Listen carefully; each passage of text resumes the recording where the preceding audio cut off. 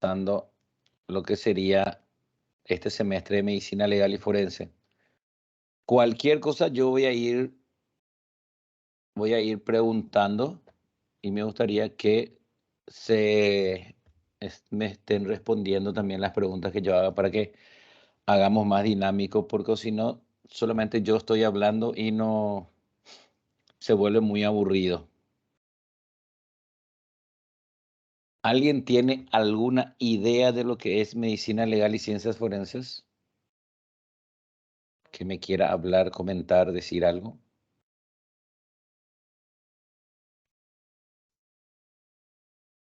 Es muy importante la participación de los chicos en la clase, porque en el momento en que yo voy a corregir los exámenes, me voy a acordar de quienes estuvieron hablando y participando en las clases.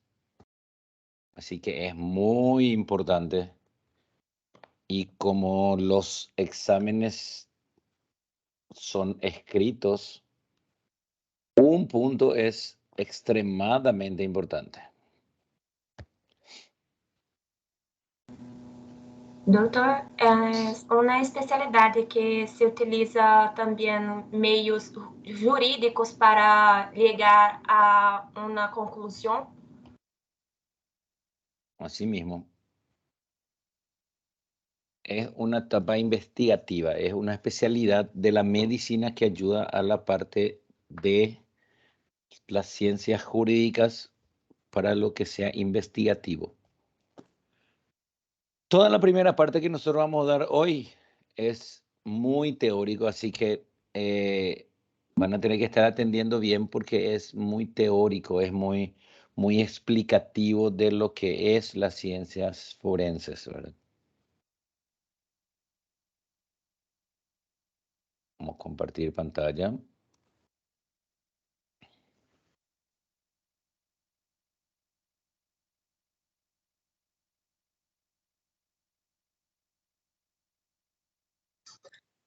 La medicina forense sería la rama de la medicina legal, profe? Es Que se dedica a estudiar, tipo, la identidad y la identificación de un individuo. sí, más o menos. Son dos ramas distintas que vamos a ver ahora.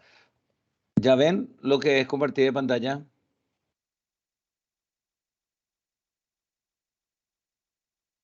Sí, Sí, sí. profe. Ok, bueno, vamos a comenzar. Introducción a la medicina legal. Yo no sé si me conocen todos o no. Yo soy el doctor Aníbal Duarte. Soy médico cirujano. Aparte de eso, soy especialista en cirugía videolaparoscópica. Y también tengo la especialidad y el masterado en medicina legal y ciencias forenses, que es una especialidad. Trabajo en la fiscalía, en el Ministerio Público acá de Ciudad del Este. Y somos los encargados de hacer los procedimientos de levantamiento de cadáver y evaluaciones e inspecciones en general de todo lo que pueda ser importante para la justicia en la zona.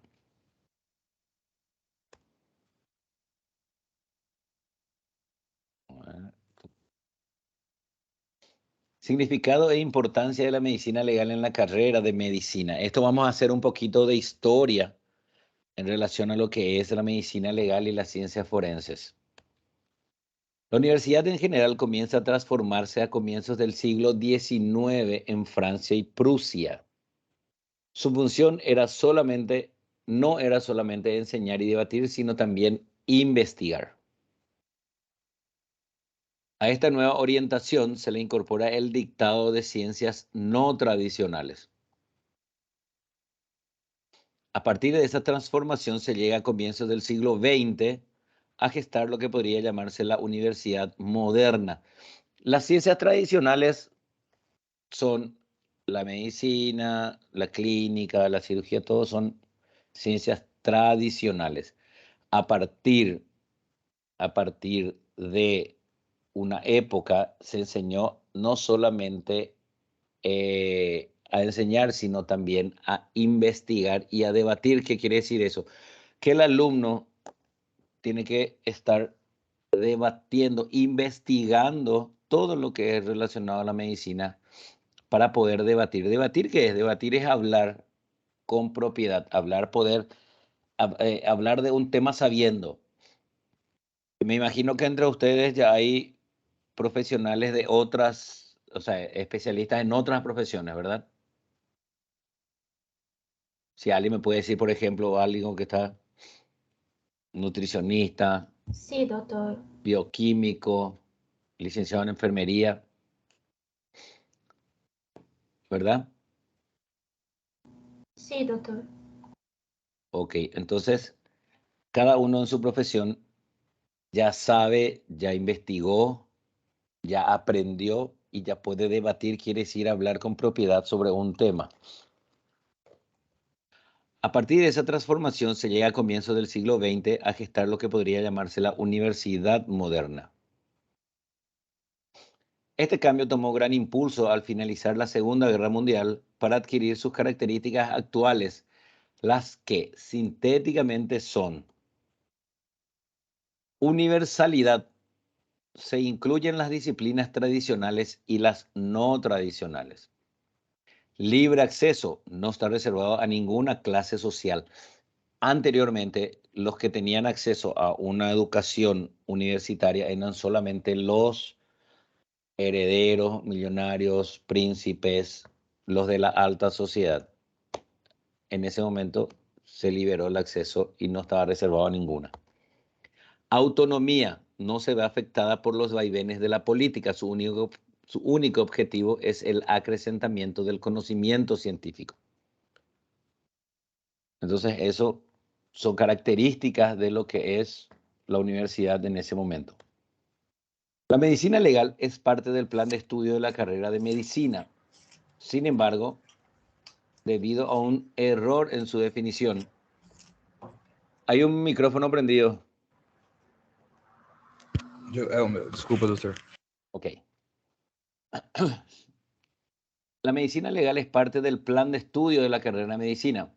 Sin embargo, debido a un error en su definición, porque se considera equivalente a la medicina forense, ha favorecido que no se identifique claramente qué es, cuáles son sus objetivos y por lo tanto su importancia en el ejercicio médico clínico. El profesional de la medicina podrá delimitar el ejercicio de su práctica profesional al saber qué es lo que puede y debe hacer, garantizando su seguridad jurídica, porque evitará juicios por mala práctica médica. Además, la medicina legal lo capacita para conocer el sistema procesal penal, acusatorio, juicios orales, para que pueda participar como perito. Acá tenemos dos términos, medicina legal y medicina forense. Actualmente eso está unido, ¿verdad? Antes era separado. La medicina legal es la carrera o la especialidad que estudia la carrera de la medicina. La medicina legal es donde se estudia todo el procedimiento legal de lo que es la actuación del médico en su profesión. ¿Está bien? ¿Entendemos lo que es medicina legal? Es el actuar del médico en su profesión. Es lo que ustedes van a estar pasando de hoy en adelante durante toda su carrera. Tiene que estar basado en lo que dice la medicina legal.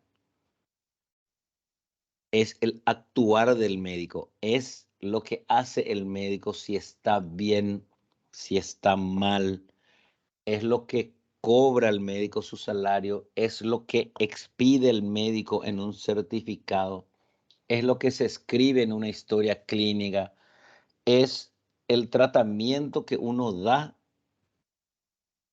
Todo es medicina legal, es el actuar de un médico, es lo que está bien y lo que está mal en medicina. Esa es la medicina legal. Sin embargo, la medicina forense es también relacionado a lo que es la medicina legal, pero encarado en la solución de problemas judiciales, homicidios, coacciones sexuales, maltratos, violencia, todo lo que sea ayuda por parte de la medicina para resolver un caso judicial es la medicina forense. ¿Captamos la diferencia? Sí, doctor. Ok. Entonces, el contenido de la medicina legal, estamos en lo que se conoce como deontología médica. Estas son las partes de la medicina legal. Tenemos lo que es la deontología médica, que son los deberes y obligaciones del médico.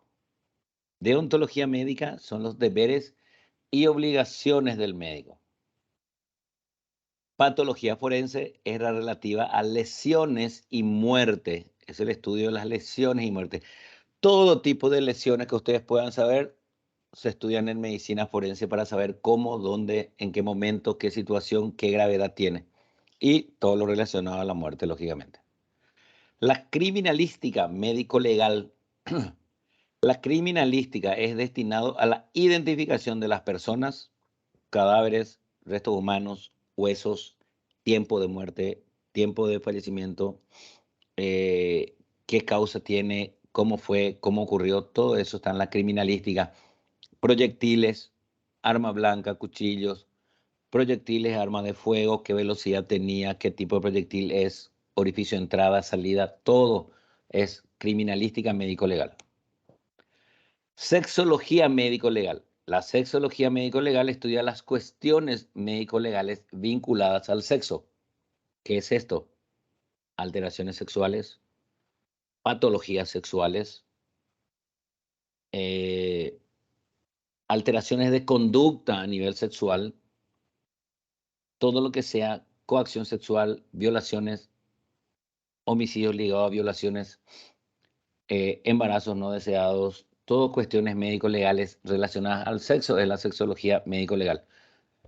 Cuando yo en el examen les pregunte cuáles son los contenidos de la medicina legal y forense, ustedes me tienen que decir deontología médica, patología forense, criminalística, sexología médico-legal. Y yo les puedo preguntar las derivaciones de cada uno o la explicación de cada uno.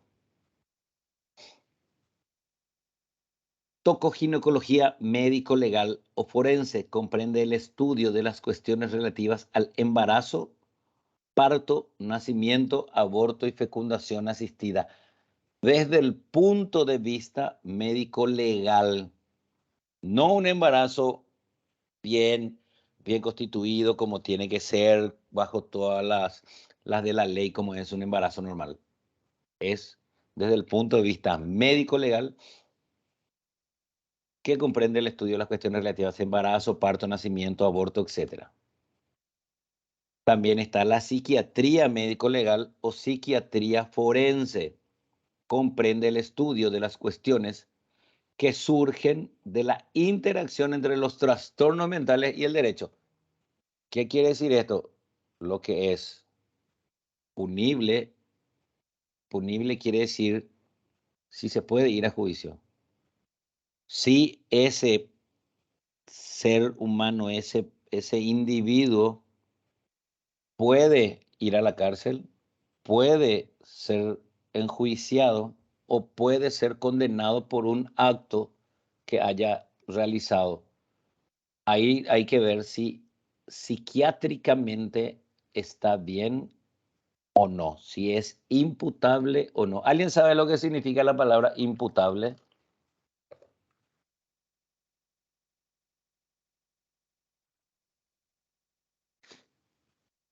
Estamos mucho acá. Así que, ¿alguien sabe lo que significa la palabra imputable?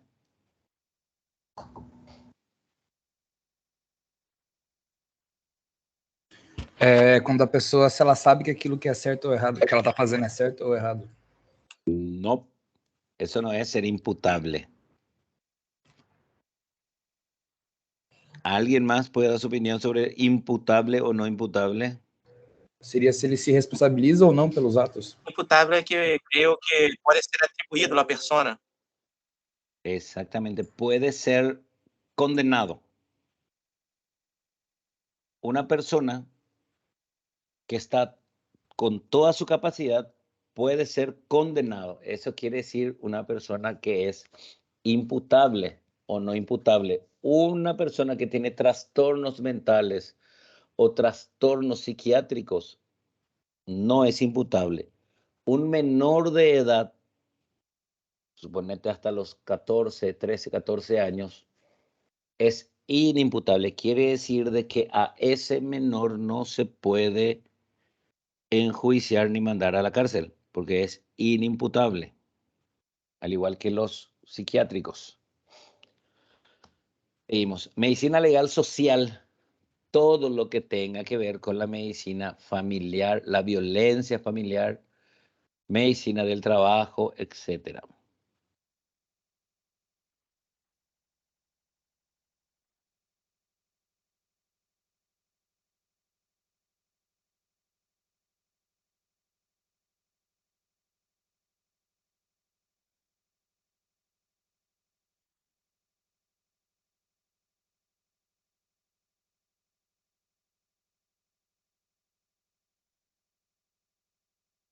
Y ya está.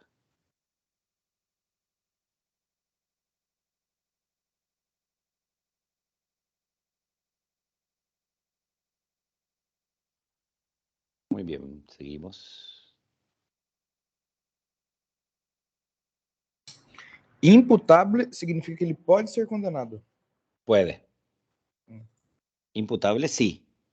Ahora, Inimputable no. dale. Esa es la pequeña diferencia del término de imputabilidad e inimputabilidad. Todo esto se basa en lo que nosotros le llamamos, y ustedes habrán escuchado y van a escuchar durante toda la carrera de médicos, lo que se denomina la ética médica para la aplicación de principios que permiten el correcto actuar y ejercicio del médico. Teóricamente, nosotros los médicos somos las personas de la sociedad que tenemos la mejor ética o que tenemos los mejores principios como personas para poder actuar en medicina. La bioética para tener guías de solución a los dilemas éticos que se presentan en la práctica médica.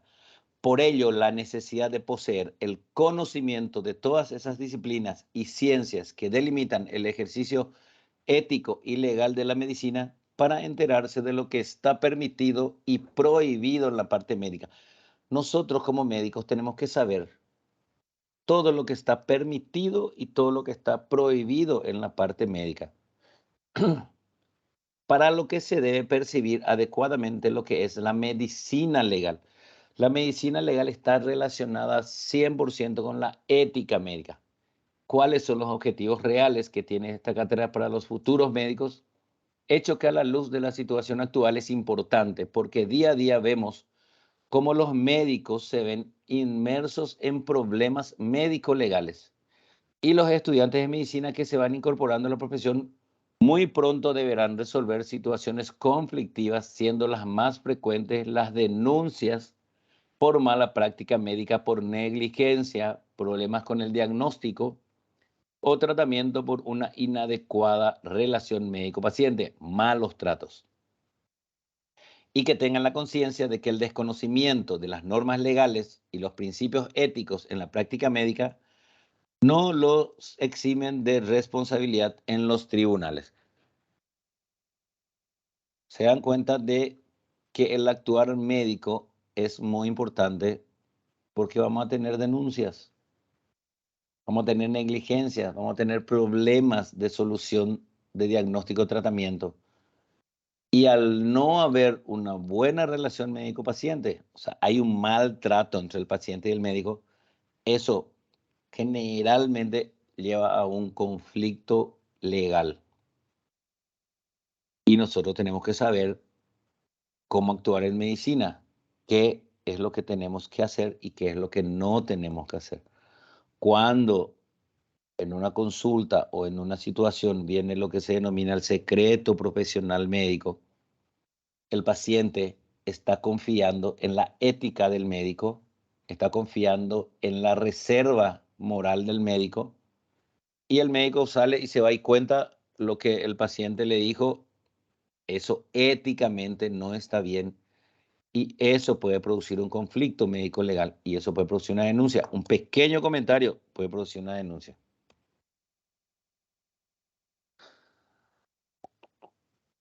No desaparece.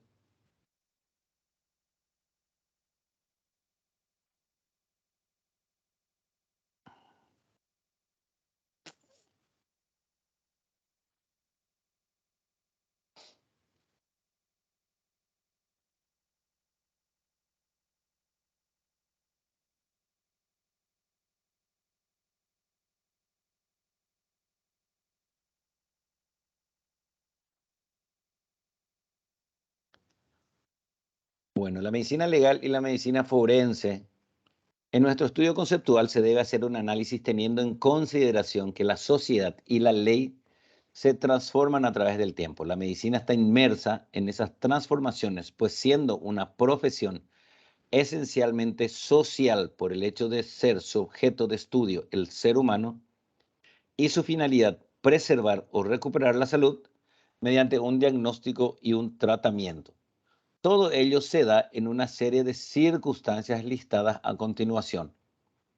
De tiempo en medicina se refiere a que sea en el momento oportuno, o sea, a tiempo, y al conocimiento que existe en un tiempo actual.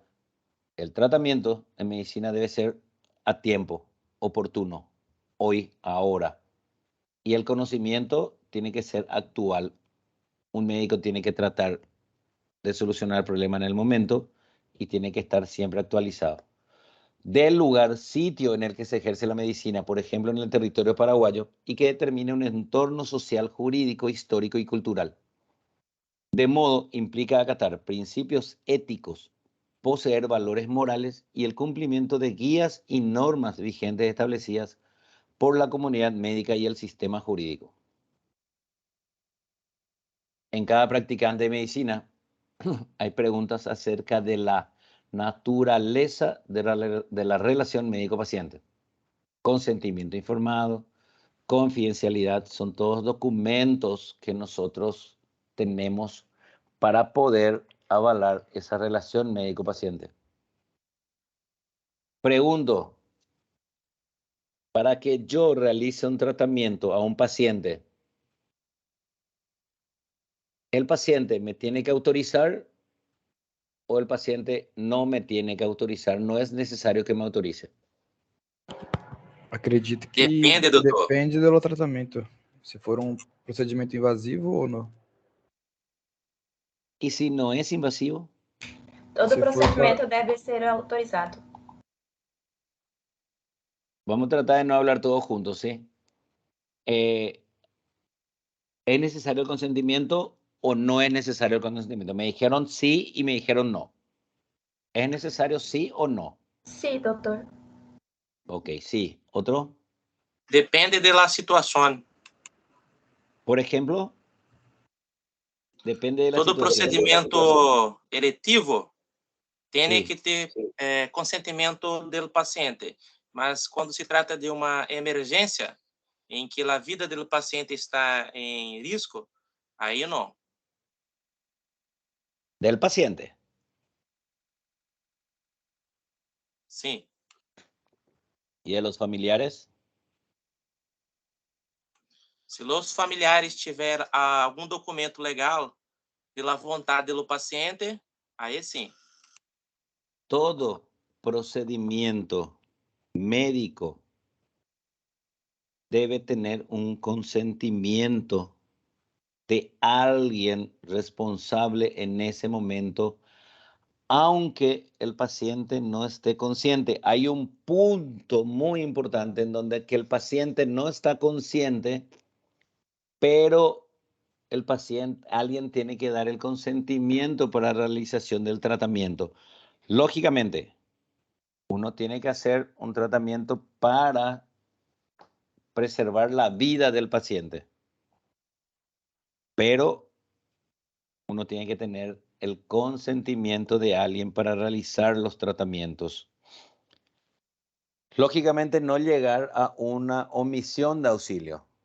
Uno tiene que hacer lo necesario para mantener en vida al paciente, hasta que haya algún responsable, hasta que haya alguien que dé un consentimiento para todo lo que se tiene que hacer.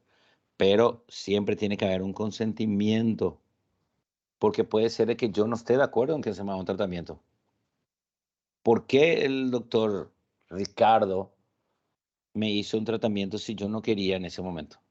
Yo no autoricé ese tratamiento. Entonces ahí hay un problema médico legal.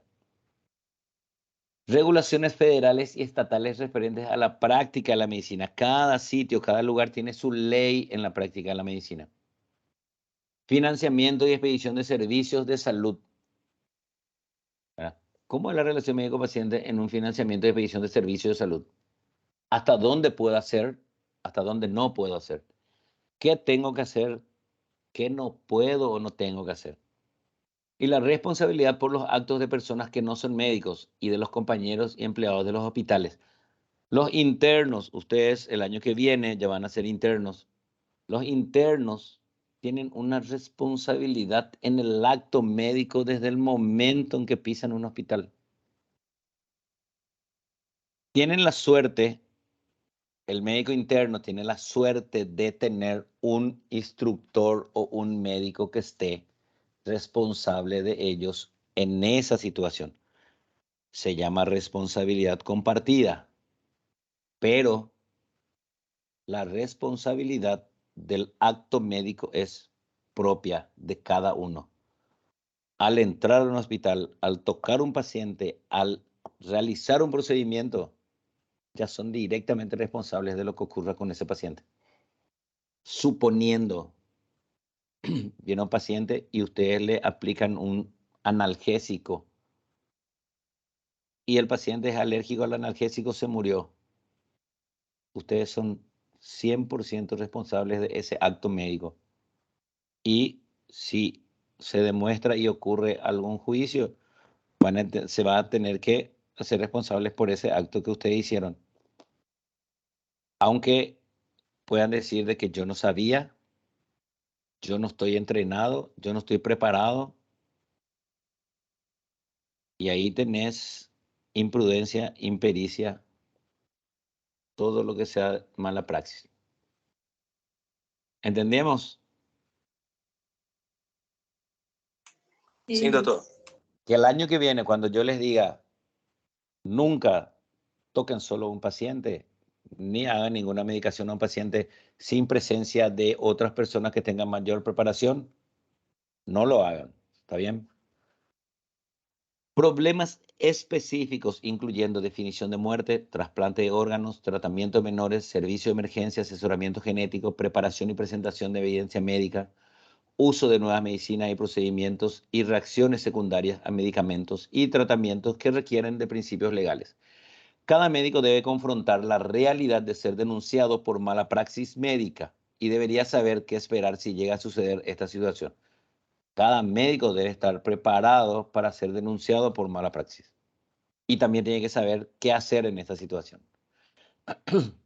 Debe existir una disciplina en la carrera de medicina que integre y dé a conocer esas circunstancias, haciéndolas sensibles, haciéndolas comprensibles para que los futuros médicos obtengan habilidades para resolver situaciones complejas que la medicina por sí misma no podría proveer. Y esa debe ser la medicina legal. La medicina legal debe ser la disciplina en medicina que integre todas las circunstancias para que el médico pueda saber y pueda resolver una situación compleja como una mala praxis o como una mala relación médico-paciente. Para eso tiene que estar la medicina legal. Si bien el conocimiento de ciertas cuestiones médico-forenses es necesario para el médico clínico, porque el contenido de algunas notas médicas que efectúa deberá ser incluido en certificados o dictámenes efectuados por los médicos forenses, como es el caso de notas de lesiones, disfunción, alta, intoxicación por drogas, medicamentos, sustancias tóxicas, etc. Eso es un documento legal. Cuando ustedes, médicos o estudiantes, dan un certificado o un dictamen, ustedes están asegurando por su ética médica de que ese paciente estuvo con una intoxicación por un medicamento que tomó en exceso. O ustedes están certificando de que Carlos tuvo una lesión cortante por algo. El juez y los abogados deben de creer lo que ustedes escriben en ese certificado. Entonces, si lo que ustedes escriben en el certificado es mentira o es algo que se inventó, ustedes están incumpliendo o están en contra de la ley, están cometiendo ya un delito al realizar constancias, dictámenes o certificados falsos. Tenemos muchos médicos en Paraguay que tienen procesos legales e incluso están en la cárcel por haber expedido constancias o certificados falsos a narcotraficantes y eso todo. Lógicamente, por dinero perfecto, pero ¿qué trae eso? Trae un problema legal, incluso ir a la cárcel. ¿Por qué? Porque da certificados o constancias médicas a gente, por ejemplo, narcotraficantes que para evadir la ley se agarran de eso. Entonces, esta situación debe ser cubierta por la cátedra de medicina legal, mientras que en la carrera de medicina no exista la cátedra de medicina forense proporcionando al médico los requisitos para integrarla y habilitar al médico forense para cumplir sus funciones. El amplio rango de temas cubiertos en cursos de medicina legal demuestra que esta materia abarca consejos o tips para prevenir la mala práctica, mientras que virtualmente ningún plan de estudio de medicina legal está completo sin la mención de este tema de mala praxis médica. La creciente influencia de los movimientos del consumidor afecta todos los segmentos de la economía, incluyendo la atención médica. Los pacientes quieren más información sobre su condición y la manera recomendada de tratamiento. La atención a menores con o sin consentimiento de los padres es un problema legal actual. Definición de muerte y la destitución de sistemas de asistencia ponen en discusión cuestiones médico-legales.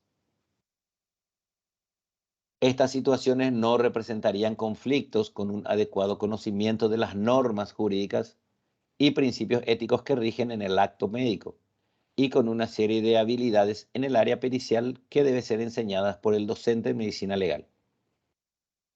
Aguilar Sierra refiere lo siguiente: como introducción a la medicina legal podemos manejar que es un área multidisciplinaria y que interactúa con muchas áreas de la medicina, y es un arma que nos permite en algún momento salir bien librados de un proceso legal.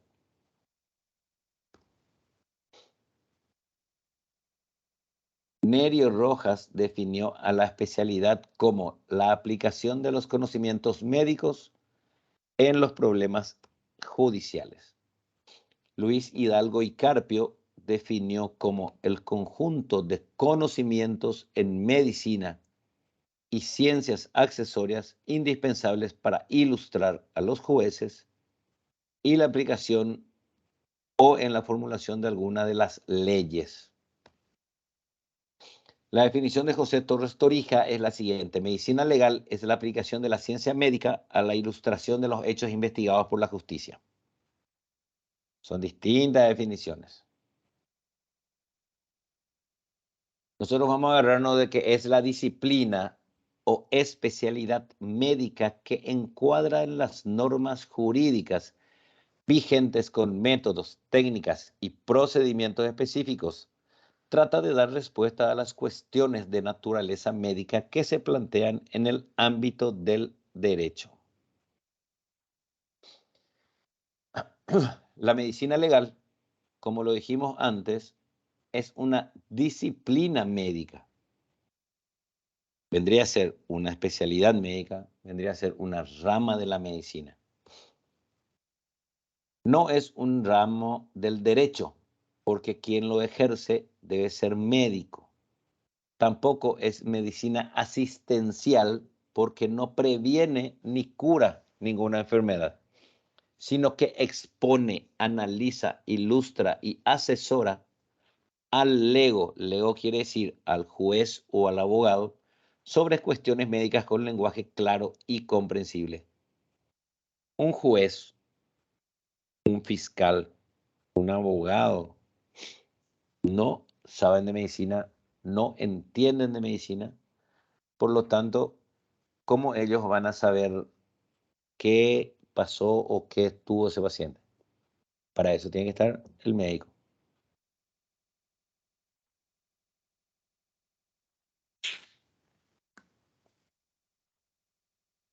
Funciones de la medicina legal. Acuérdense, funciones de la medicina legal. La medicina legal permite conocer, analizar e interpretar correctamente las normas jurídicas en las que se establecen conceptos y razonamientos que involucran al ejercicio de la medicina.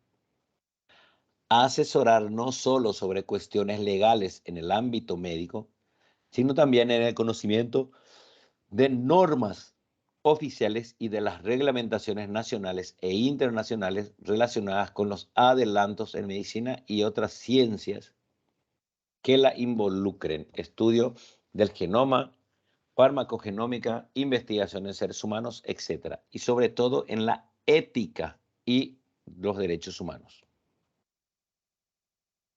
La medicina legal enseña la forma en que debe ser integrada una nota médica de lesiones, intoxicación aguda por drogas, medicamentos y de defunción. Dicha materia juega un papel muy importante porque en ella se puede dar a conocer a los médicos cuáles son los requisitos para el estudio, diagnóstico y documentación de lesiones,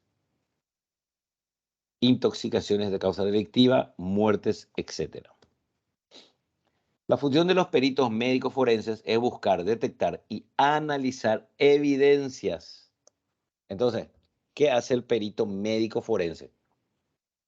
Buscar, detectar y analizar evidencias las cuales sustentarán la validez probatoria de los dictámenes periciales realizados. Es decir, si éstas tienen suficiente solidez, servirán para que la autoridad respalde una acusación o pruebe un hecho delictivo, o también servirán para demostrar si pudieran haberse producido en otras circunstancias de tiempo y forma. De lo que se deduce que la medicina forense ejerce su máxima influencia en el ámbito del derecho penal, mientras que la medicina legal tiene el dominio en las transgresiones a la ley dentro del sistema jurídico. Todas las transgresiones de la ley dentro de un sistema jurídico es lo que respecta a los bienes fundamentales. La medicina legal es el conocimiento de la ley que delimita el ejercicio ético y legal de la medicina para la toma correcta de decisiones en el ejercicio médico clínico. Entonces, medicina legal es el conocimiento de la ley que tiene cada uno de los médicos para delimitar el ejercicio ético y legal de la medicina, para tomar la correcta decisión en el ejercicio, mientras que la medicina forense es el conocimiento médico aplicado a la investigación de delitos para la procuración y administración de justicia. Acá entonces nos damos cuenta de que son dos términos muy diferentes. ¿Sí?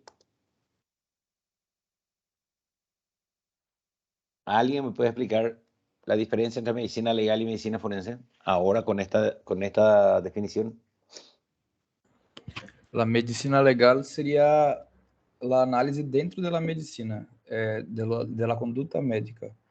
A medicina forense seria analisando, analisando o lado médico em casos jurídicos, né? Como assassinos, homicídios, estupros. Ok. Para dar una administración de justicia.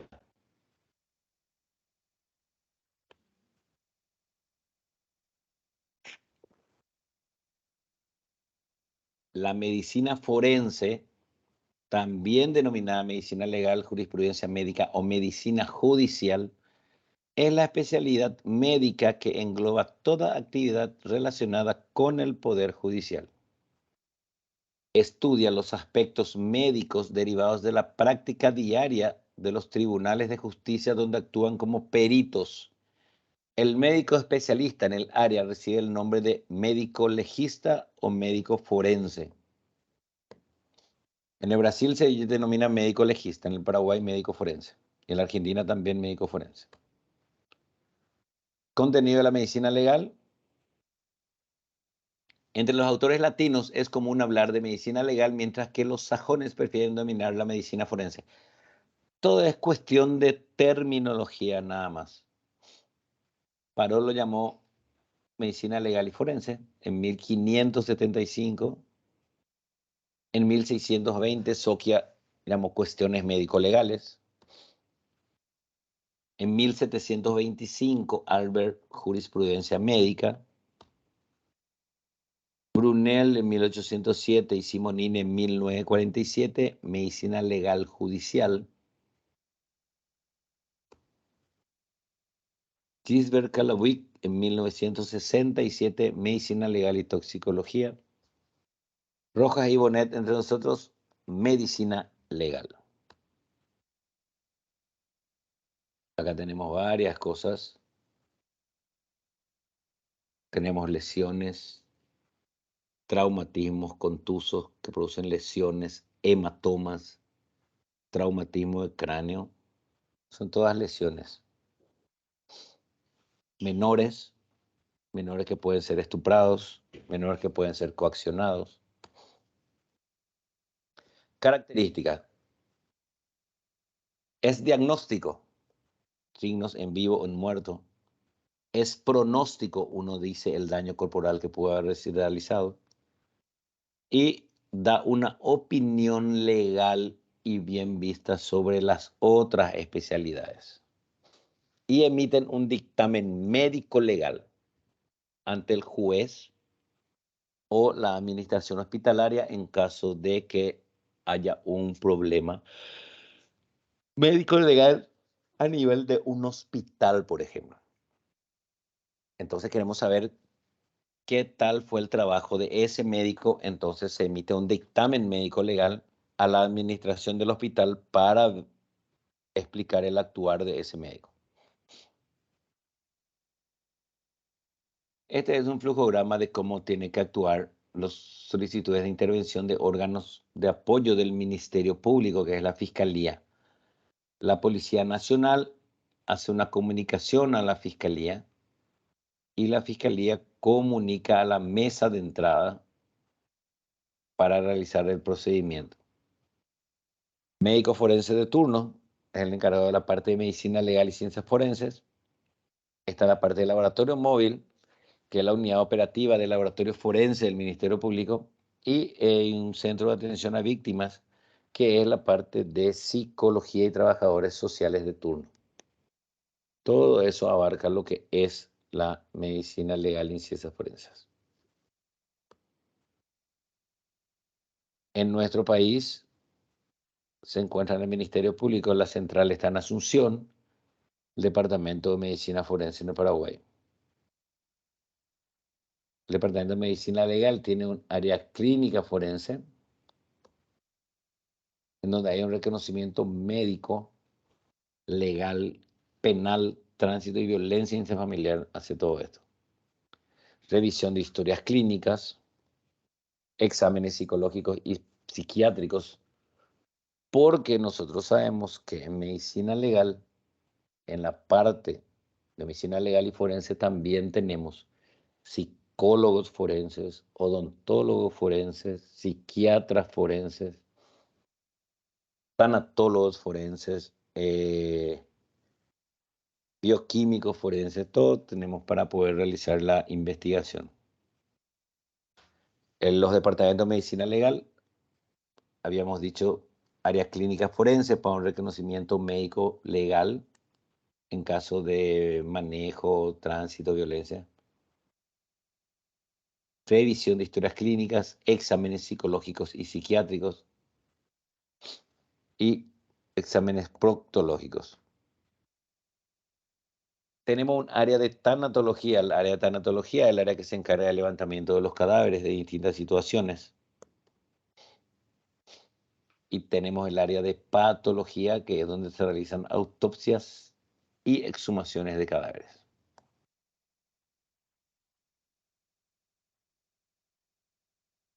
Y gracias por su atención. Esta es una imagen de una morgue judicial, donde encontramos, vamos a ver si se ve, acá está. ¿Ven la flechita?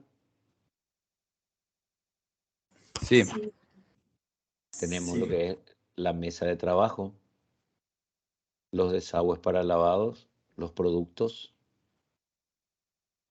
Tenemos mesa de informe y todo lo que sería la parte informatizada y los cosas de procedimiento. Acá tenemos una balanza, microscopio, luz, sierras, todo lo que sea y se utilice para poder realizar un procedimiento forense en la morgue. ¿Alguna pregunta? Doutor, Sí. será que poderia volver um pouquinho e explicar melhor a diferença de sexologia médico-legal e tocoginecologia? Me pareceu muito parecido. Es parecido, solamente que sexología médico-legal nos basamos en todas las que son las alteraciones en sexualidad, alteraciones en el comportamiento de la sexualidad, voyerismo, necrofilia. ¿Saben lo que es necrofilia? Sí, doutor. Necrofilia. Explícale un poco a tu compañero qué es necrofilia. Necrofilia sería o desejo por ter relações sexuais com pessoas muertas. Perfecto. Zoofilia, voyerismo, sadomasoquismo, sadismo, masoquismo, todo eso lleva a coacciones sexuales, ultrajes sexuales, todo es sexología forense. Tocoginecología forense es relacionado a lo que sería toda la parte de gestación y embarazo en relación a temas judiciales. Todo lo que sería embarazo no deseado, violaciones, todo eso es tocoginecología forense. ¿Entendiste más o menos la diferencia? Sim, doutor, muitas graças. Perfecto. ¿Alguna otra pregunta? Doutor, eu sim entendi a parte de sexologia, só não consegui entender muito tocoginecologia. Nosotros vamos en el transcurso del año, vamos a dar clases exclusivas de lo que es la parte de sexología y lo que es la parte de tocoginecología forense, lo que serían los embarazos, lo que sería el aborto entra también ahí en la parte de tocoginecología, todo lo que sea aborto provocado, aborto espontáneo, cuál es dentro de la ley, cuál es fuera de la ley, todo eso es lo que se relaciona a tocoginecología, qué es legal, qué no es legal, qué parte de lo que es el embarazo uno puede hacer, qué parte del embarazo uno no puede hacer. Como médico, como en el actuar médico estamos hablando, ¿sí? Seria como, por exemplo, neste caso aqui que tuvo em Brasil de la chica de 10 anos que se embarazou. Exactamente, ese tuvo, o sea, también acá sucedió eso hace poco. Sí. Creo que en esta semana una niña tuvo una niña tuvo un embarazo por violación, por coacción sexual y nació la criatura. Eso tocó ginecología forense. Explicar qué está bien, qué está mal, qué se debe hacer, qué no se debe hacer. Hay que interrumpir, no hay que interrumpir, cuál es el deseo, la niña puede tener puede decidir todavía por su vida, puede no decidir, quién decide. Todo eso es medicina forense, tocoginecología forense. Perfecto.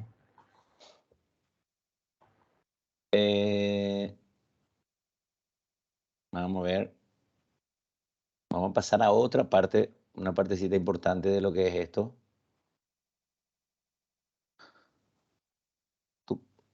Esto termina acá.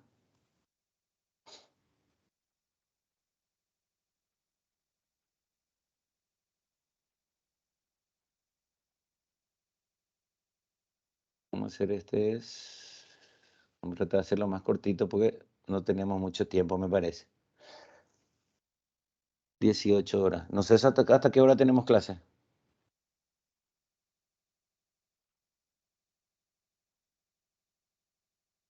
Igual todo eso vamos a Creo que recuperar. hasta 19, no tengo certeza. Bueno, vamos. El horario está desde 9:30. Ok, perfecto. Relación médico-paciente. Esto es un punto muy importante. Lo que hicimos recién, lo que recién hablamos, lo que hicimos recién fue una introducción a lo que es medicina legal y ciencia forense y medicina forense, ¿verdad? Hicimos una introducción, hicimos un conocimiento general más o menos de lo que es. Y después, en las clases posteriores, vamos a ir hablando de cada uno de los puntos y de cada uno de lo que es en general medicina legal y ciencia forense. Ahora vamos a hablar sobre la relación médico-paciente, que es uno de los puntos más importantes de la atención médica. El más hondo fundamento de la medicina es el amor. Si nuestro amor es grande, grande será el fruto que de él se obtenga la medicina. Y si es menguado, menguados también serán nuestros frutos. Pues el amor es el que nos hace aprender el arte y fuera de él no nacerá ningún médico. ¿Qué quiere decir esto? Esto quiere decir de que para que nosotros estemos en el mundo de la medicina, nosotros tenemos que tener un amor muy grande hacia la medicina y hacia el arte de curar y hacia la salud de nuestros pacientes. Si nosotros, ese amor está bajo nuestro fruto, o sea, lo que nosotros vamos a sacar de la medicina, no va a aparecer nada y de esto no va a salir ni un médico. Hay que saber muy bien que el paciente es una persona, ¿sí? Es un ser humano, es un ser vivo, es alguien que viene buscando resolver algún problema que tiene de salud que le causa dolor y no viene a ser maltratado y no viene a buscar a alguien que cobre o alguien de que esté lucrando por él. Entonces, no es un problema médico a resolver. El paciente es una persona, es un ser humano, es alguien que tiene sentimiento y nosotros no tenemos que herir ese sentimiento que ya está golpeado y ya está herido y viene buscando el sostén de alguien que le entienda y le comprenda y le cure sus males, sus dolores. Relación médico-paciente. La relación médico-paciente es aquella interacción que se establece entre el médico y el paciente con el fin de devolverle a éste la salud, aliviar su padecimiento y prevenir la enfermedad. Características. Lo resumió Hipócrates hace más de 2000 años. Conocimiento, sabiduría y humanidad. Conocimientos tiene el médico. Sabiduría tiene el médico. Y humanidad para tratar al paciente tiene el médico. La relación médico-paciente es la forma como los médicos abordan a un paciente.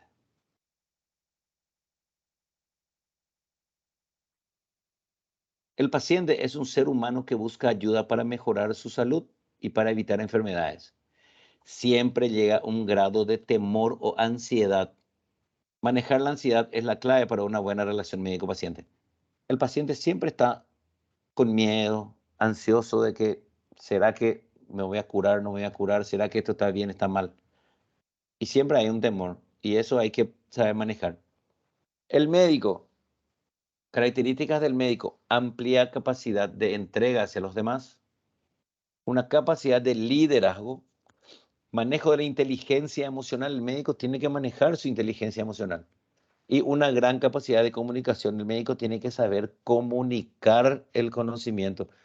¿De qué sirve que María estudie 24 horas al día? María sepa muchísimo, pero María no sabe comunicar a su paciente lo que sabe, ni sabe poner en práctica todo el conocimiento que tiene María. No sirve de nada. Entonces, el médico tiene que tener una gran capacidad de comunicación. Conducta del paciente. Busca ayuda para mejorar la salud. Temor o ansiedad. La conducta médica. Saludo afable y respetuoso. Trato amable. Atención hacia el paciente. Ajuste de la comunicación del médico a nivel del paciente. ¿Qué quiere decir eso? Ajuste de la comunicación del médico a nivel del paciente. Quiere decir de que el médico puede estar manejando unas terminologías médicas impresionantes, pero él se tiene que hacer entender, el paciente tiene que entender cuál es la problemática que tiene y cómo le va a resolver ese médico. Fenómenos psicológicos dentro de la relación médico-paciente. Las transferencias son las reacciones emocionales del paciente hacia el médico. A ver si me pueden decir cuáles son las reacciones que pueden tener el paciente hacia el médico. Miedo. Son dos. Son solamente dos reacciones. Ya está escrito ahí. Ansiedade. Medo e confiança.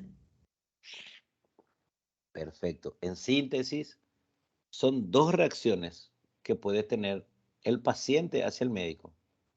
Puede ser un sentimiento positivo, en donde el médico es lo más grande que existe, o puede ser un sentimiento negativo, en donde desde el hola ya hay una desconfianza. Actualmente hay algo que hace de que ese paciente ya venga con desconfianza, un sentimiento negativo, que creo que ustedes ya saben también, que es el famoso Dr. Google. ¿Sí? ¿Saben de eso? Sim. Incluso ustedes para el Sí, doctor. examen van. Dr. Google es el mejor médico que existe en el universo del Dr. Google. Y el paciente, cuando va a consultar, cuando va a hablar con el médico, ya entró a Google y ya investigó todo lo que podía investigar. Sea real, sea cierto o no sea cierto lo que Google le dijo, para ellos es sagrado lo que Google le dice. La empatía. La empatía es la habilidad del médico para poder poseer el entendimiento de los sentimientos del paciente. El médico tiene que tener empatía. ¿Qué quiere decir eso? Aunque el paciente venga con el doctor Google 100%, el médico tiene que tener la habilidad de que ese paciente salga convencido de lo que él le dice. La resistencia son las reacciones del paciente en contra de la relación con el médico o del paciente. Entonces, el paciente resiste muchas veces lo que le dicen. La contratransferencia son las reacciones emocionales del médico hacia el paciente, así como los sentimientos muchas veces de frustración por no poder resolverle su problema de salud.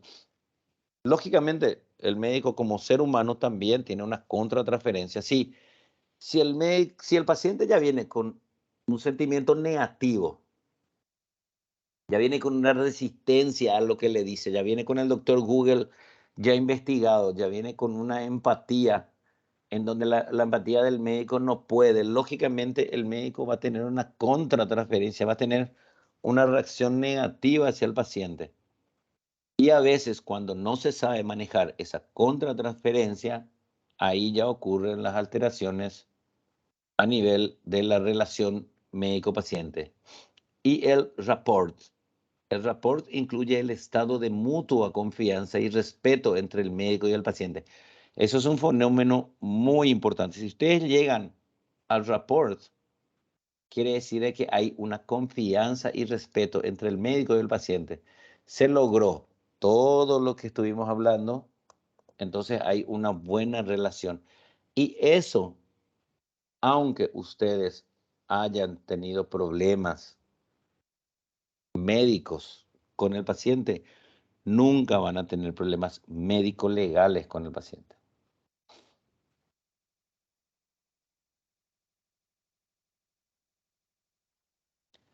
Fases fundamentales de las relaciones interpersonales. Fase coejecutiva, dependiente del saber ubicarse en el lugar del enfermo. Uno tiene que ubicarse en el lugar del enfermo. Fase compasiva, implícita en el poder sentir como el enfermo. Y fase cognoscitiva, expresada por la disposición para ayudar. El médico tiene que ponerse en el lugar del enfermo, tiene que sentir como el enfermo y tiene que tener la disposición de ayudarle al enfermo. Acá vemos el famoso, los payasonrisas, que son médicos que se visten de payasos y se van a los hospitales y a los lugares donde hay niños enfermos o niños con cáncer y dan esa alegría para poder dar un poquito más de ayuda y buena esperanza a los chicos.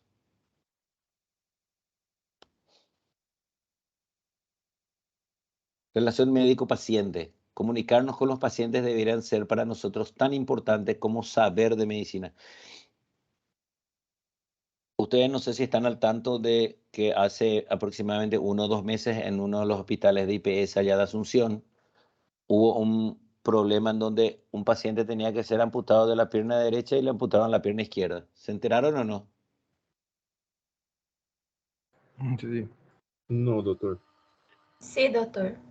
Bueno, fue un caso muy sonado acá en el país, en donde el mayor problema que hubo en esa situación de ese error, entre paréntesis, de la amputación, era la comunicación entre médico y paciente. ¿Qué pasó? El paciente sí tenía afectado las dos piernas. Sí o sí tenía que habérsele amputado una pierna primero y la otra pierna después en otro momento. ¿Cuál fue el caso? En el hecho de que en ese momento una pierna estaba peor que la otra, pero no la que habían decidido amputar. Entonces, los médicos no tuvieron una buena comunicación o no hubo una comunicación entre médico, familiares y pacientes para poder tener esa explicación de la situación y hicieron nomás ya el acto, amputaron la pierna izquierda, siendo que tenían que haberse hecho teóricamente la derecha, pero allá al final el paciente amputó las dos piernas en malo también. Y ahí hubo un error de comunicación, que es lo que también nosotros tenemos que tener siempre en cuenta. En las facultades apenas existen materias relacionadas con la comunicación. En la UP de Ciudad del Este, ustedes que están en UP de Ciudad del Este, ¿alguna vez tuvieron alguna información sobre lo que es comunicación médico-paciente o la comunicación de lo que es cualquier situación que haya a nivel universitario? No hay una buena comunicación. Yo tengo muchos problemas con los partes del internado por esa no muy buena comunicación que viene arrastrándose desde el primer año de la facultad. Las habilidades comunicativas, en el mejor de los casos, se adquieren en forma intuitiva y a lo largo de nuestra experiencia profesional. El lenguaje científico técnico que dominamos constituye en la relación médico-paciente un problema comunicativo. Nosotros como médicos le hablamos al paciente en terminología médica. ¿Sí o no? Sí. ¿El paciente entiende? ¿Sí o no? No. Bien siempre. Entonces, ahí hay un problema de comunicación. Cualquier cosa, el paciente va a decir, no me dijo. El doctor Enrique no me contó nada. El doctor Enrique no me preguntó nada. El doctor Enrique no me dijo de mi enfermedad.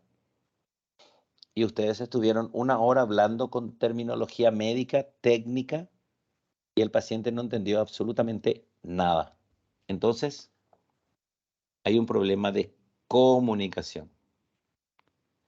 El emisor ha de procurar adecuarse a las condiciones de cada acto comunicativo en concreto. La relación médico-paciente, comunicación, conocimientos teóricos, conocimientos técnicos y comunicación médico-paciente, y esto trae un éxito en el diagnóstico terapéutico. El médico tiene que tener conocimiento teórico, tiene que tener conocimiento técnico y aparte tiene que haber una buena comunicación médico-paciente. Te voy a hacer una anestesia, te voy a hacer una sutura, esto fue así y voy a tener que hacer esto para arreglar. Una buena comunicación médico-paciente y entonces esto va a llevar a un éxito en el diagnóstico y en la terapéutica. ¿Por qué? Porque yo sé lo que tengo que hacer y le hago saber al paciente eso. Entonces hay un éxito en todo. Comunicación verbal y no verbal, gestos táctiles, instrumentales, etc. ¿Cómo se establece en la práctica? Brinde calidez, tenga buen humor, atender bien al paciente. Descubra las razones de la visita. Examine al paciente. Discuta sus hallazgos con el paciente. Establezca un plan de tratamiento y deje establecido un canal de comunicación, que fue lo que dijimos hace rato en el primer momento. El paciente es una persona.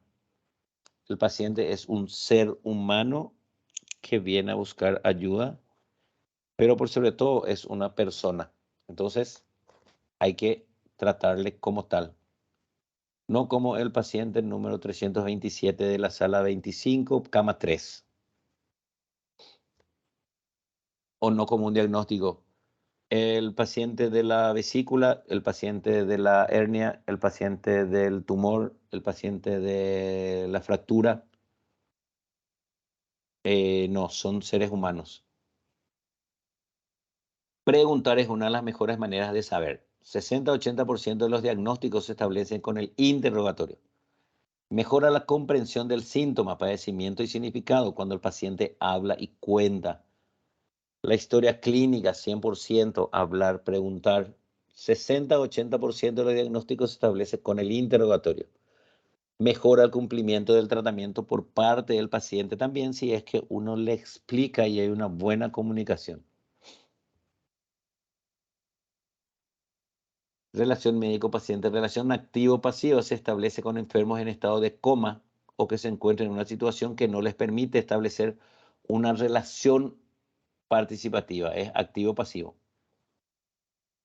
Relación cooperación guiada se establece con pacientes que están en condiciones de cooperar en su diagnóstico y tratamiento, como ocurre en algunas enfermedades, por ejemplo, neumonía o enfermedades crónicas como hipertensión.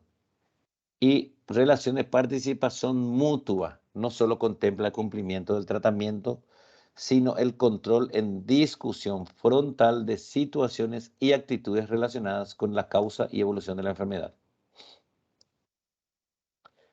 estuve leyendo acerca de este medicamento. ¿Cree usted que me podría funcionar? Y ahí hay una relación de conversación entre médico y paciente. Importancia de la buena relación médico-paciente. Mejores cuidados, mejores resultados, evita intervenciones innecesarias y evita la presencia de efectos adversos, previene incomprensiones, errores y conflictos, es la mejor prevención de la mala praxis. Permite llegar a un diagnóstico preciso, se logra motivar al paciente en la medida de lo posible, se consigue que el paciente y los familiares valoren mucho mejor el trabajo del médico y permite elaborar una buena historia clínica porque es un documento imprescindible de aspecto científico y legal. En la actualidad, ¿cuál pesa más? ¿La relación médico-paciente o el desarrollo científico? La cultura médica moderna ha confundido el fin, el cuidado del paciente con la ciencia. La medicina de laboratorio que domina ahora convirtiendo al médico en un científico que estudia la célula más centrada en la enfermedad y en los medios diagnósticos y terapéuticos que en el mismo paciente. Se incrementó la distancia del paciente respecto al médico. Uno de los grandes problemas que estamos viendo últimamente es el sistema informático, en donde viene un paciente para la consulta, escritorio, médico, paciente, computadora. El médico está más concentrado en ingresar los datos en la computadora y hacer todas las indicaciones en la computadora antes que atenderle al paciente. Eso hace una distancia entre el paciente y el médico que puede tener su consecuencia en una mala relación médico-paciente.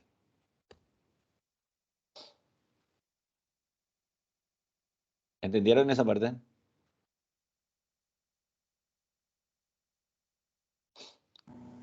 Sí, doctor. El dilema del médico especialista. Se conoce mejor a la enfermedad, pero se comprende mucho menos al humano. Es fundamental respetar la dignidad humana de nuestros pacientes. Yo me morí esperando una cura con las investigaciones con embriones y yo era el embrión. Respetar la dignidad humana de nuestros pacientes. ¿Cómo mejorar la relación médico-paciente? Descender a nivel del paciente, estar genuinamente interesado en atender amablemente, creer al paciente como narrador de sus dolencias, ser sensible al estado emocional y físico de los pacientes, monitorear los términos que utilizan, explicar sus actos mientras examinan y comprometer al paciente en la toma de decisiones. ¿Sí? Descender al nivel del paciente, estar genuinamente interesados en atender amablemente, creer al paciente como narrador, ser sensible al estado emocional, monitorear los términos que utiliza, explicar sus actos y comprometer al paciente. Esto es muy importante para ustedes. Ustedes van a ser internos y van a ya ser médicos y van a tener muchos pacientes. Sonreír no cuesta nada, gente, ¿eh? Al tener el primer contacto, saludar al paciente, presentar y animarles a que nos cuente sus problemas. Confianza nos tienen que tener. Mostrarse tranquilo en la interrogación. Mostrarte sonriente con la capacidad de escuchar con sinceridad. Hablar lo necesario y darle explicaciones convincentes sobre su patología. Y realizar en orden la historia clínica. Atendemos enfermos, no enfermedades. No se olviden de esto. Atendemos enfermos, no enfermedades. Las sonrisas no curan, pero sí alivian. La presencia no basta, pero sí reconforta. Las sonrisas no curan, pero sí alivian. La presencia no basta, pero sí reconfortan. Hay que estar. Muy bien. ¿Alguna pregunta sobre relación médico-paciente? No, doctor. ¿Se No, entendió? doctor.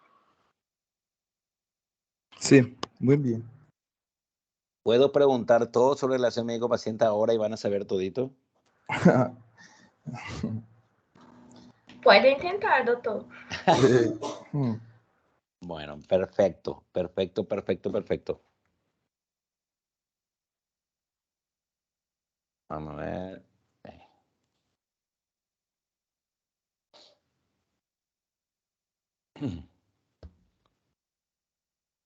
Bueno, tenemos una diapositiva más de las 3 que tenemos que tener hoy. Ya hicimos lo que sería introducción a la medicina legal y ciencias forenses. Ya hicimos lo que es relación médico-paciente. Y ahora vamos a ir a algo que se denomina documentos médicos legales. Son las 18:20 horas. Si están disponibles, hacemos este tema o podemos dejar para la próxima semana también para no cansarles mucho en este primer día de clase, para que por lo menos tengan un conocimiento. Yo les voy a pasar todas estas diapositivas, les voy a dar todo lo que es los lugares de donde van a leer, yo les voy a pasar los libros. La gente de informática me dijo que iba a crear una plataforma para los 3 grupos, las 3 secciones de hoy y una plataforma para las secciones del viernes. Entonces, ustedes que son los 3 que están martes hoy, van a tener una plataforma exclusiva en donde yo les voy a pasar todo lo que son las diapositivas, le voy a pasar la grabación de la clase y le voy a pasar todos los libros y lo que es el programa también de medicina legal. Vamos a ver. Documentos médicos legales. No, es un poquito largo este para estar hasta las 19 horas. Bueno, vamos a hacer este último y después ya nos vamos. Voy a tratar de hacer un poquito rápido para que no les canse mucho. ¿Está bien? Ustedes me interrumpen, me preguntan o directamente yo puedo entrar por acá. Y ¿se está viendo la presentación? Sí, doctor. Sí, doutor. Sim, doutor. Ok, documentos médicos legales. Esto es muy importante, por eso quiero que estén atentos, porque es bastante importante, ¿eh? Los documentos médicos legales a todas las actuaciones escritas empleadas por el médico en sus relaciones con las autoridades, los organismos oficiales, el público y aún los particulares. Entonces, se denominan documentos médicos legales a todas las actuaciones escritas empleadas por el médico en sus relaciones con autoridades, organismos públicos y particulares. ¿Qué creen ustedes que son los documentos médicos legales? Uno, díganme nomás. Un documento médico legal. História clínica. Perfecto. Historia clínica. El más importante.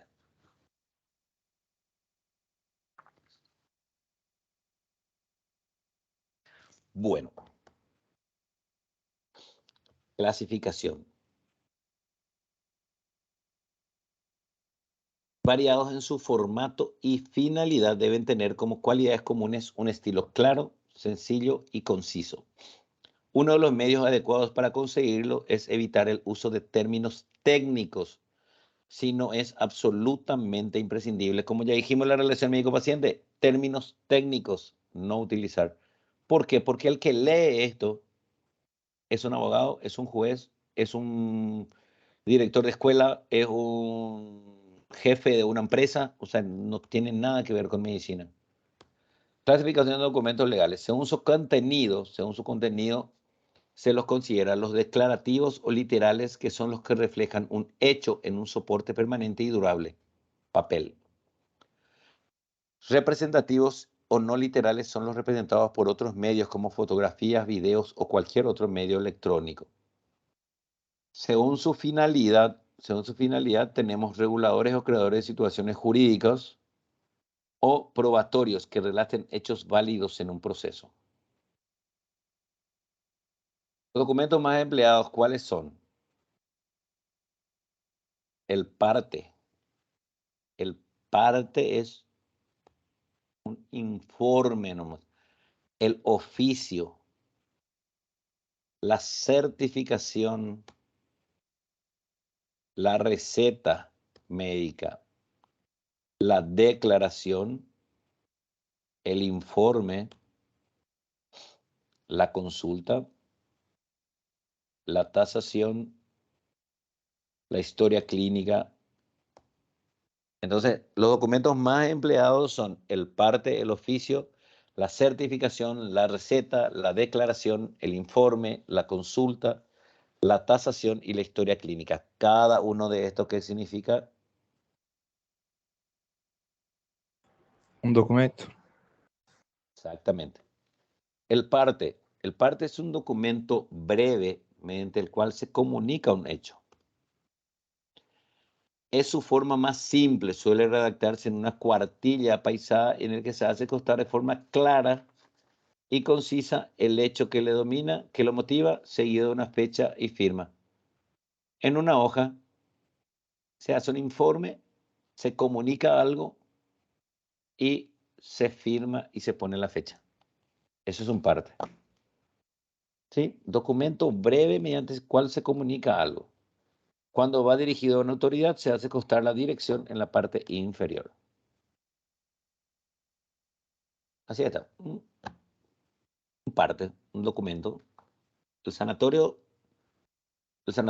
Manuel Riveros comunica el hecho tal, que ocurrió en tal momento, en tal motivo, en tal cosa, en la consulta, bla, bla, bla, fecha, firma y ya está.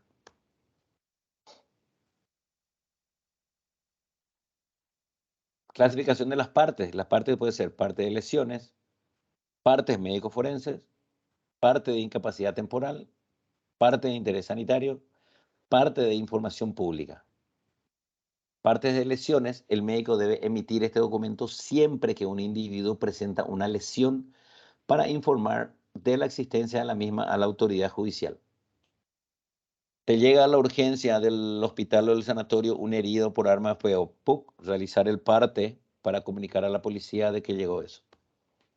Se utiliza para informar de la existencia de intoxicaciones, abortos o lesiones al feto. Los médicos que asistieran al herido estarán obligados a dar un parte policial. ¿Entendido? Código Procesal Penal. Esto es solamente para contarles de que esto está todo en el Código Penal. Ahí está. La ley 1285/98, capítulo de actos iniciales, sección 1, denuncia, en el artículo 284 de la denuncia, 285, forma y contenido, 286, obligación de la denuncia, todo está en el Código Penal. O sea, se tiene que denunciar. El objetivo es que la autoridad judicial tenga conocimiento del hecho y de sus consecuencias, a los efectos de que pueda llevar a cabo la investigación pertinente o adoptar medidas oportunas con respecto al autor, detención, fianza, etc. Partes médicos forenses. Comunica al juez todas las vicisitudes del curso de los lesionados. Reconocer a una persona que haya alegado enfermedad o lesión que deba ser conducida a prisión. Todo eso es un parte médico forense.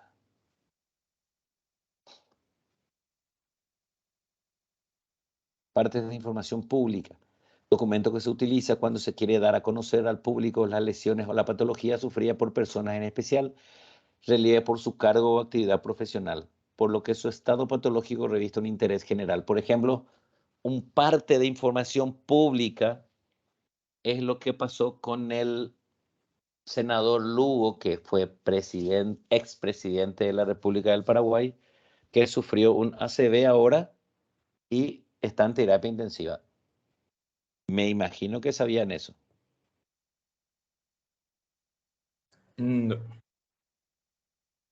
Tienen que vivir más en el Paraguay más que en el Brasil. Pero sí saben de que Lula da Silva estuvo internado en el sanatorio por una descompensación, ¿verdad? No, también. Tampoco. O sea, no saben nada ustedes de información pública. Bueno, para eso se utiliza un parte de información pública.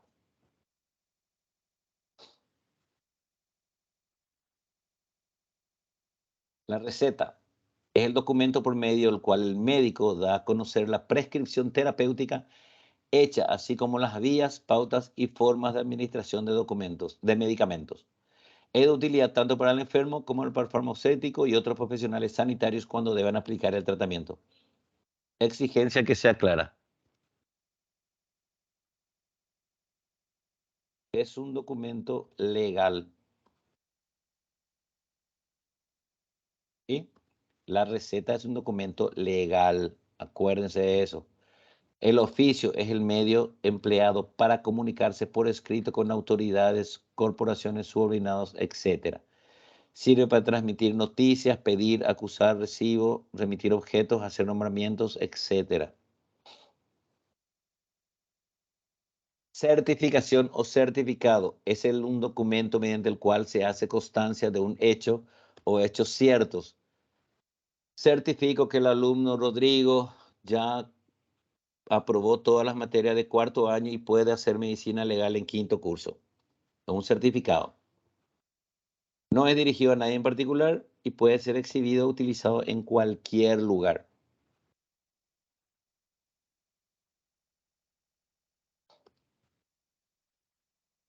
Certificación hace constar el padecimiento de una enfermedad, defecto, haber vacunado o revacunado a alguien, haber asistido a un parto, haciendo constar el sexo recién nacido, etc. Se certifica lo que ha pasado. Certifico de que el alumno participó en la clase de medicina legal y forense el día 16 de agosto del 2022. Es una certificación. Dejar constancia por escrito de un hecho o una situación. Como les digo, todo está en el Código Penal. Y todo puede ser usado en contra de cualquiera. Hechos punibles contra las relaciones, hechos punibles contra la prueba documental. Si cualquiera de los escritos que ustedes tienen y demuestran acá no es real, en el Código Penal de la República del Paraguay dice de que es un delito eso. O sea, no lo hagan. Yo creo que en el Código del Brasil también debe ser. Producción de certificado de salud. Producción indebida de certificado de salud. El que expediría un certificado sobre la salud de una persona arrogándose el título de médico o de otro personal sanitario lo hiciera bajo el nombre de tal persona sin haber autorizado. Falsificar un certificado de salud auténtico ante una autoridad, pena privativa de libertad de hasta 2 años o multa. Nacimiento es la constancia de que hay un nacimiento, de que alguien nació vivo. Y se tiene que firmar certificado de defunción, una constancia de que ese paciente o ese ser humano falleció. Desaparición permanente de todo signo de vida. Solamente el profesional médico está facultado para diagnosticar. No hay otra persona que pueda diagnosticar y determinar el cese de la vida y esté legalmente. Solamente el médico puede hacer, no puede hacer otra persona. Aunque todos sepamos que ya está muerto.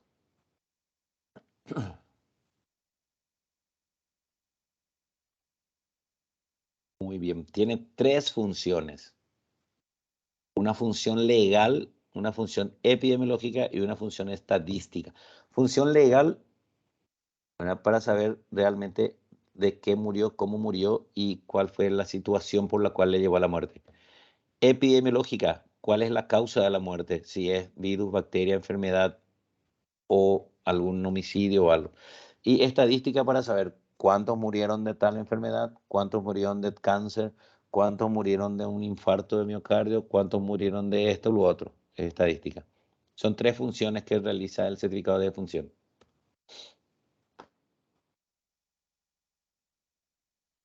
¿Ya vieron certificados de defunción?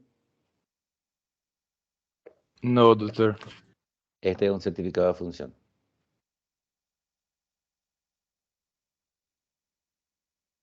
Y ahí se realiza en los hospitales durante todo el día.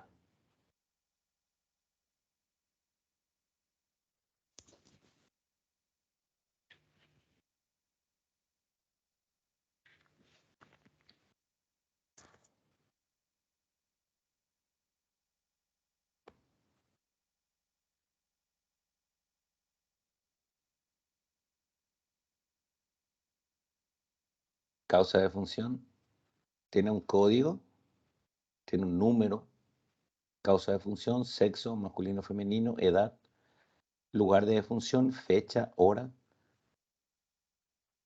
nombre, apellido del fallecido, documento, nombre de madre, padre, si es que se tiene, nombre, apellido del profesional que asistió, título, firma, nombre del informante o familiar que estuvo en el momento, parentesco, cédula, firma y personal que realiza el archivo de esto, ciudad o pueblo, día, mes, año. Son certificados de función.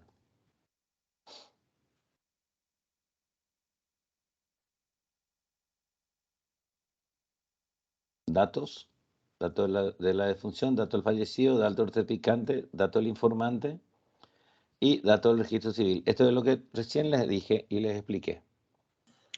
Este se queda uno con la familia y otro con la policía.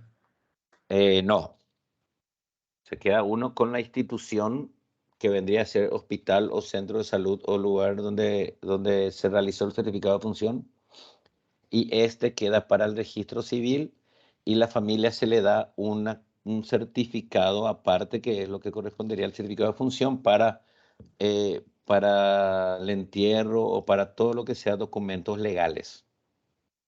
Dale.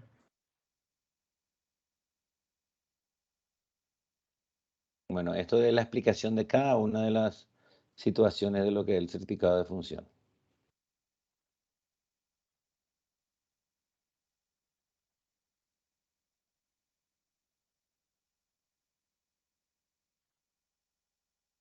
Cardiopatía, hipertensión, neuropatía obstructiva. Esto es toda la forma en que se tiene que realizar el llenado.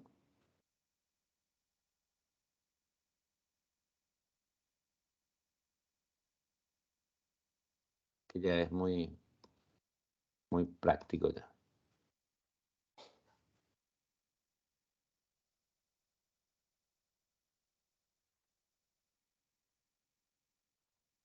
Una declaración.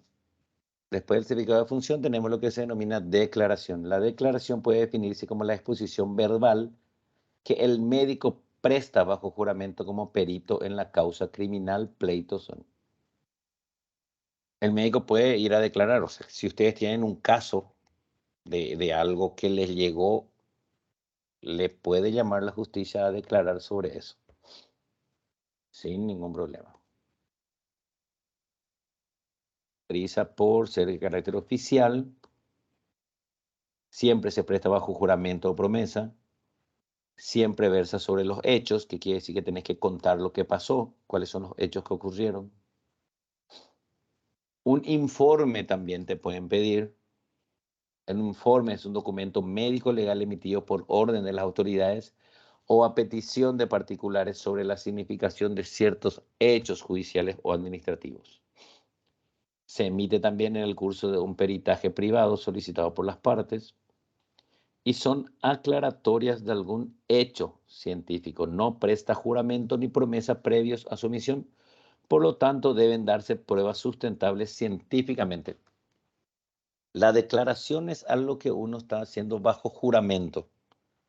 Un informe no lo hace bajo juramento, es un aclaratorio de algún hecho científico que tendría que ser demostrado científicamente, pero no es bajo juramento ni promesa previa. O sea que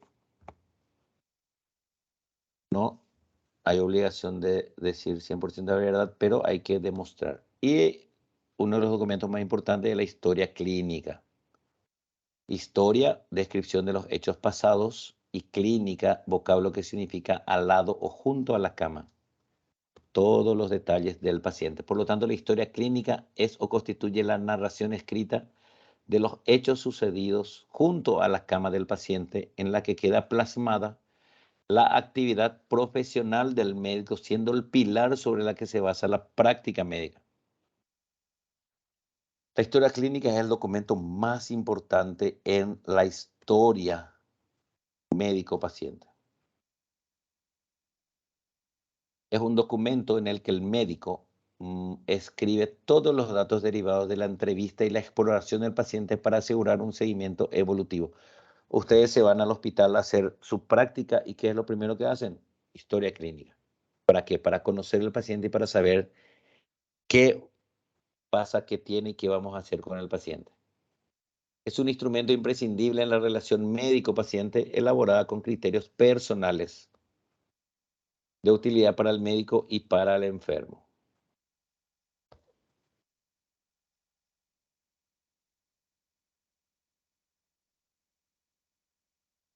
Su principal finalidad es conseguir una asistencia sanitaria de la mayor y mejor calidad a través de la coordinación de todos los profesionales que intervienen en el cuidado del paciente.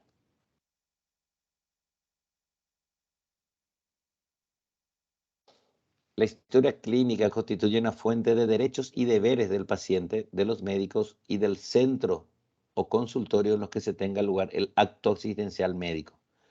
La historia clínica hay que hacerla siempre que se presta asistencia sanitaria a un paciente que consulta. La historia podrá registrarse en papel o en material informático. Ahora ya la historia clínica informática o digital es 100% un documento aceptado. Finalidad y uso de la historia clínica: garantizar y facilitar la asistencia del paciente, recoger todos los datos de interés y el estado de salud o enfermedad de la persona. Sirve como fuente de información científica para docencia y publicaciones, planificación sanitaria, control de calidad, medio de pruebas de la imprudencia profesional. El relato de los hechos contenidos en la historia clínica merece absoluta confidencialidad, por lo que revelar todo en parte de su contenido sin una causa justa hará incurrir a quien lo hace en el delito de violación del secreto profesional. Ojo con eso.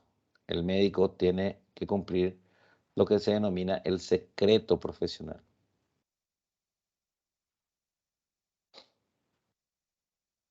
Todo el personal que debidamente autorizado y en uso de sus competencias accede a la historia clínica queda obligado a guardar el secreto y la confidencialidad de todo lo que en ella está contenido.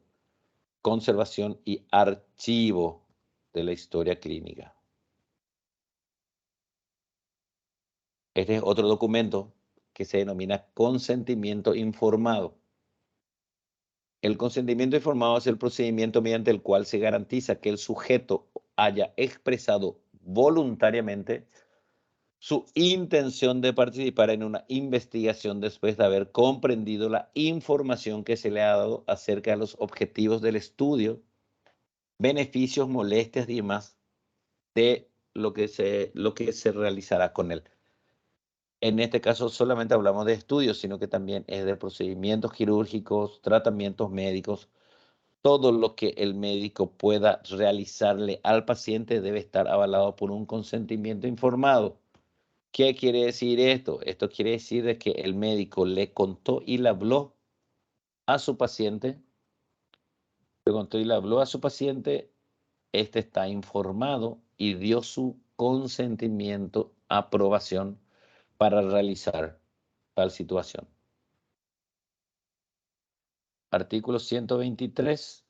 El tratamiento médico sin consentimiento es un hecho punible contra la libertad de las personas.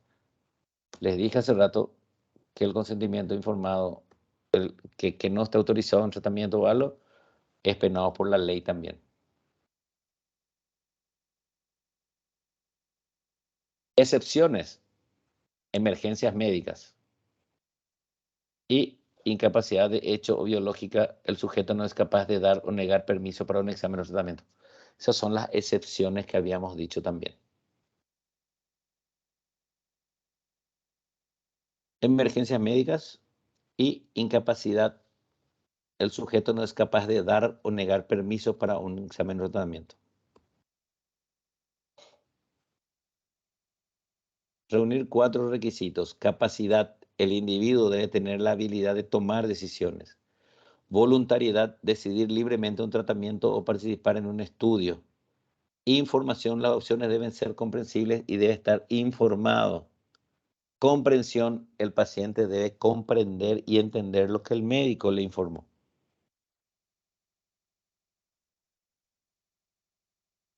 ¿Qué es la iatrogenia?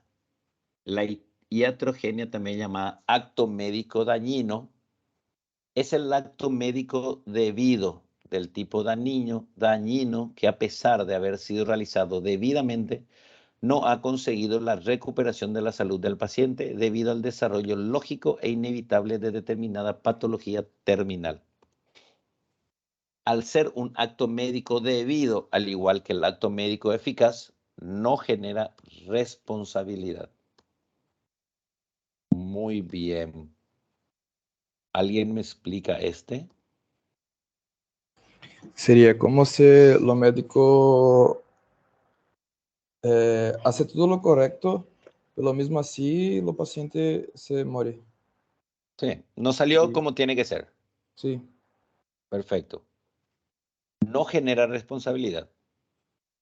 Es algo que uno hizo bien, hizo con todo el conocimiento, hizo en el tiempo, hizo de la forma que tiene que ser, pero no salió bien. Hizo una iatrogenia. Eso no es culpabilidad. No hay culpa en eso. Tema de examen.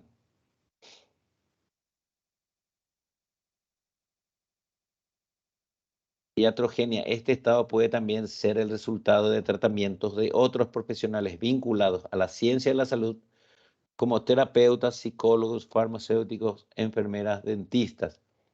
La iatrogenia es un estado, enfermedad o afección causado o provocado por los médicos, tratamiento médico o medicamentos.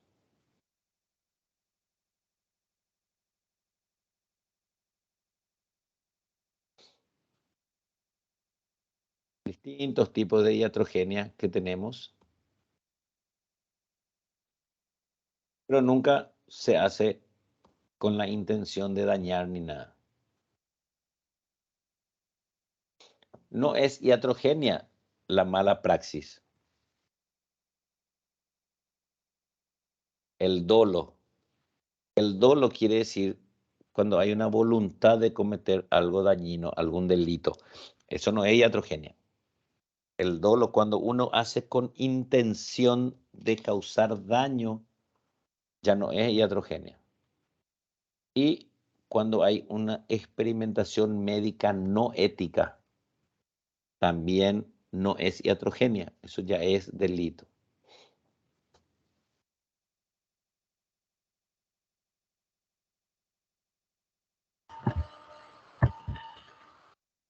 La mala praxis es la presencia de un delito culposo perfectamente tipificado en los códigos penales de muchas naciones. Negligencia es un acto por omisión o ignorancia, acción indebida.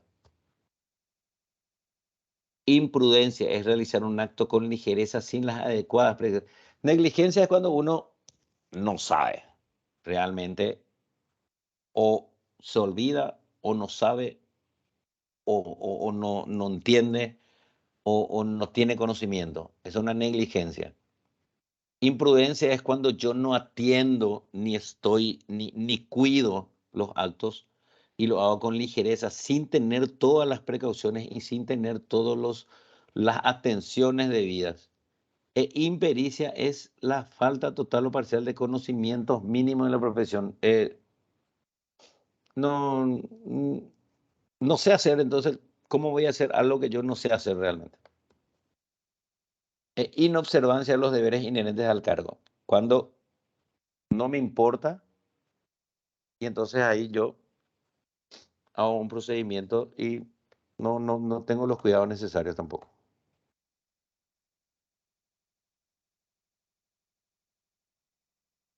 Responsabilidad médica. Es la obligación de los médicos de dar cuenta ante la sociedad por los actos realizados en la práctica profesional cuya naturaleza y sus resultados sean contrarios a sus deberes por incumplimiento de los medios y o cuidados adecuados para la asistencia. Esto vamos a profundizar más en otras clases, lo que son impericia, imprudencia, negligencia, inobservancia.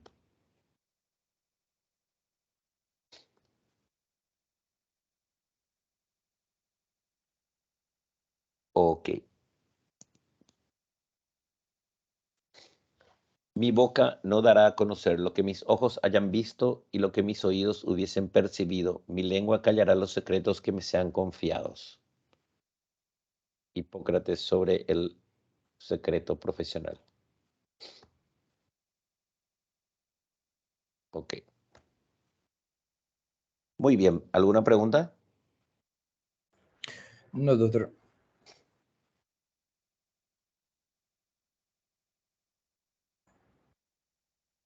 Muy bien. Son las 18:50. Bueno. No se olviden de poner su asistencia. Como deja de compartir. No se olviden de poner su asistencia todos. Y bueno, espero que les haya servido esta primera clase. Es muy teórico, es mucho escrito. Sale mucho en los exámenes y la parte más práctica venimos más adelante. Así que con esto terminamos esta primera clase. Cualquier duda, cualquier pregunta que tengan, no duden en pasarla a sus encargados y que me pregunten. Nosotros tenemos un grupo con ellos, así que cualquier cosita vamos a estar coordinando eso. Hoy nos atrasamos un poquitito por el hecho de la coordinación de la plataforma también. Así que cualquier cosa vamos a estar en contacto, ¿sí? Dale. Ok, muy bien. Ponga su asistencia y ya estamos. Gracias, doctor. Dale, Dale, doctor. suerte, chicos. Muchísimas Gracias, gracias. doctor. Obrigado. Chao, chao.